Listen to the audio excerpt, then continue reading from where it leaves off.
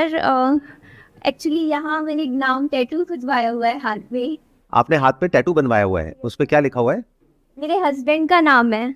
उनकी डेथ हो गई थी, 3 साल हो जाएंगे उनको गुजरे। तो जब उनकी डेथ हुई तो मेरा बेटा 45 दिन का था और ससुराल वालों ने मनहूस कह के घर से निकाल दिया था, कह के कि पाँव शुभ नहीं है। तो वो एक पॉइंट था जब न मेरे पास पैसे भी नहीं थे, 1 रुपया भी नहीं था, ना कहीं से कोई सपोर्ट भी नहीं था। और एक रात ऐसी थी जब मैं मेड की नौकरी देख रही थी खुद के लिए कि शायद बच्चे को साथ रख के यही नौकरी कर पाऊँ। वैसे मैंने बीटेक किया हुआ है, तो 2 साल मैंने काम किया, मेहनत करी और आज मेरे पास खुद के 2 फ्लैट्स हैं जो मैंने खुद अपने दम पर अपने पैसों से खरीदे हैं। लेकिन वो जो डर है वो अभी भी नहीं निकलता दिमाग से। वो जो एक डर है कि जब वो जो रात थी जो मैंने वो निकाली थी, जब मेरे पास रहने का ठिकाना नहीं था, पैसे नहीं थे, एक छोटा सा बच्चा था, जब सबने हाथ खड़े कर दिए थे कि जाओ, तो वो जो डर है ना मुझे रात को सोने नहीं देता। मतलब मेरा बेटा है, कल को अभी वो बीमार चल रहा है थोड़ा, तो अगर मैं ना कर पाई तो, क्योंकि अगर कभी फाइनेंशियल बैक पे थोड़ा सा डर लगता है कि क्योंकि कहीं सपोर्ट नहीं है, कहीं कल को कोई एकदम से बीमारी आ गई, मुझे अकेले सब कुछ हैंडल करना है। उस डर की वजह से मैंने 2 घर खरीद लिए 2 साल में।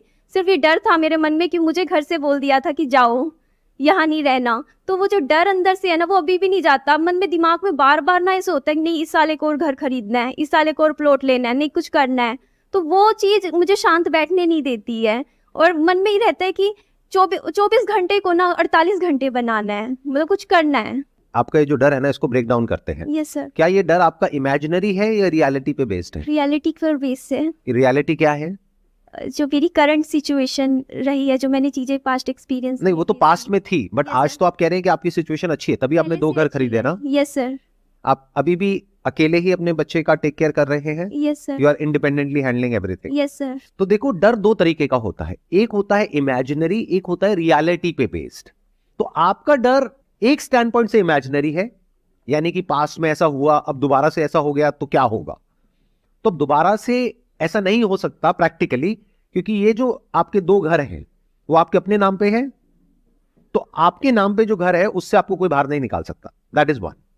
अब आपके अंदर ये डर आ रहा है कि अगर कल को मेरे बेटे को कोई हेल्थ से रिलेटेड इश्यू हो गया, जो आप कह रहे हैं कि अभी थोड़ा बहुत हेल्थ में प्रॉब्लम चल भी रही है, तो आपको क्या करना है कि अपने बेटे की और अपनी जितनी जल्दी हो सके उतनी जल्दी हेल्थ इंश्योरेंस करानी है। क्योंकि अब आप वेल सेटल्ड है, तो तीसरे घर के बारे में मत सोचिए, क्योंकि इसका कोई एंड नहीं है। आप कहोगे अब मैं 3 घर ले लूं, 4 घर ले लूं, 5 घर ले लूं, प्लस आपके अंदर से आ रहा है कि अब मुझे कुछ करना है, अपने दम पर कुछ बड़ा क्रिएट करना है, पूरी दुनिया को दिखाना है। कहीं ना कहीं बैक ऑफ द माइंड ये चल रहा है कि जिन लोगों ने मेरे साथ में ऐसा कुछ किया, अब मैं उनको दिखाती हूं कि मैं क्या हूं, राइट। तो अगर मैं आपकी जगह होऊंगा, मैं क्या करूंगा, सबसे पहले तो अपनी और अपने बेटे की हेल्थ इंश्योरेंस कराऊंगा, अच्छे अमाउंट की, छोटे मोटे अमाउंट की नहीं, ताकि ये डर जड़ से खत्म हो जाए। डर क्या है कि आज मान लो आपके 2 घर हैं, वो भी आई एम अज्यूमिंग कि हो सकता है आपने शायद लोन पे भी लिया हो। ये आपका जो फियर है ये कोई इमेजिनरी नहीं है, ये रियल है। ऐसा हो भी सकता है कि भगवान ना करे कोई ऐसी बीमारी हो जाए जिसकी वजह से वो घर सेल करने पड़ जाए। तो अब इस डर को खत्म करने का क्या तरीका है, अपनी एक हेल्थ इंश्योरेंस कराओ, जिसके लिए बहुत ही नॉमिनल आपको प्रीमियम देना है। तीसरा घर खरीदोगे, अननेसेसरी अपने ऊपर ईएमआई का बर्डन बढ़ाओगे और उसका कोई यूज भी नहीं है, वहां पे आपको रहना भी नहीं है। That is one. सेकेंड, कि आपके अंदर से आ रहा है कि मुझे कुछ करना है, मुझे दुनिया को दिखाना है।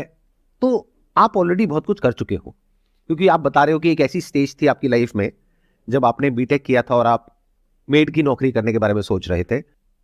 आज आपने अपने पैसों से अपने बेस पर 2 घर खरीद लिए हैं। तो क्या ये छोटी चीज है? ये बहुत बड़ी बात है।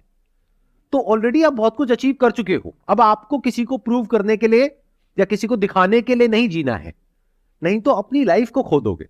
अपनी लाइफ के जो अच्छे मोमेंट्स हैं या जो आप एक्चुअल में कर सकते हो उस सबको खो दोगे। बस इसी रेस में भागते रहोगे कि पूरी दुनिया को मैं प्रूव करूंगी कि देखो मैं क्या हूं। And that is the problem with most people. किसी को प्रूव करने के लिए अपनी जिंदगी को मत जियो। ये ऐसा है कि अपनी जिंदगी, जो कि बहुत बड़ी एक चीज हमको मिली है, उसको हमने बहुत छोटा कर दिया है।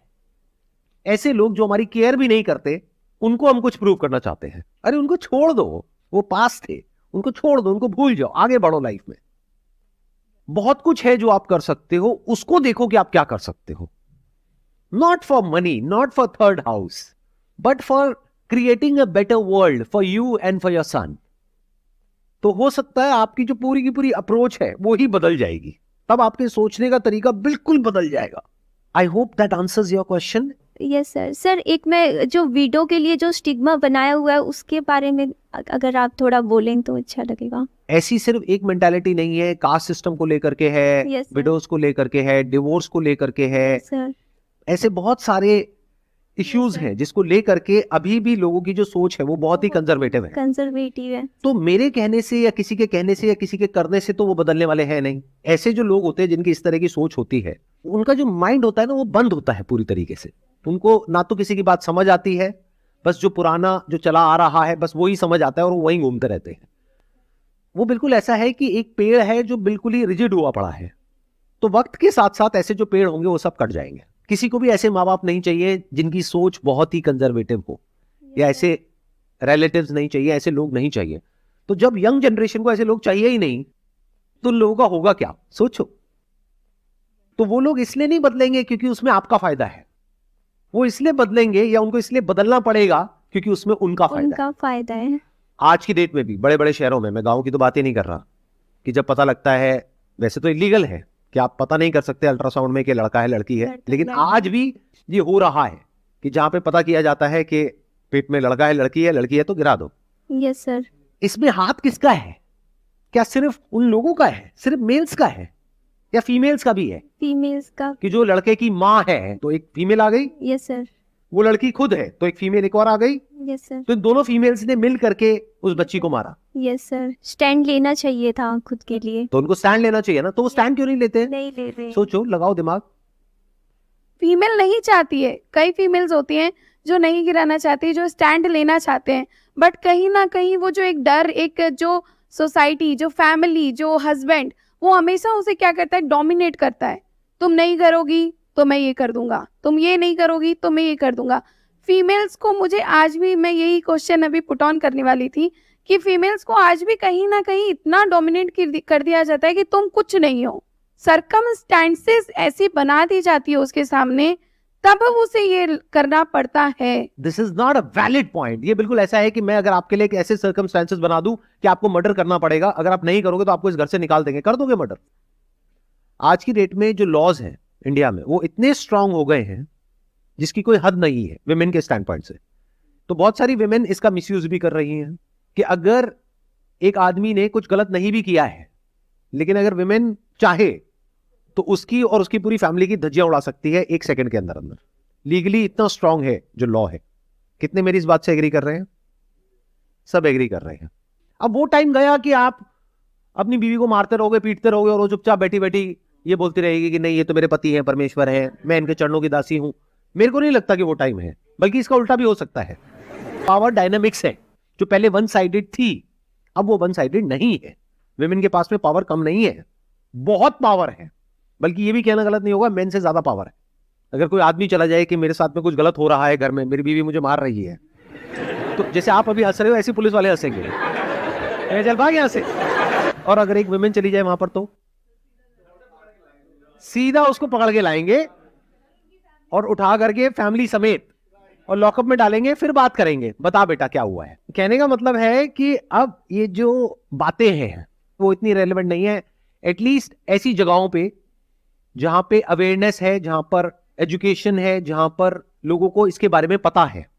सर मैंने ना एक चीज देखी, अभी इन्होंने बोला ना कि मतलब मेल्स ही मतलब इस बारे में बोला करते हैं कि इस बच्चे को गिरा दो, इस तरीके की बातें मतलब मेल्स ही बोलते हैं। बट मेरा एक्सपीरियंस ये कहता है कि ज्यादातर वुमेन्स ही वुमेन्स के लिए ये चीजें बोलती हैं, तो फीमेल ही फीमेल को परेशान करती है। मेल्स का ऐसा नहीं, मतलब ससुर नहीं करते, सास ही परेशान करते। रियलिटी है।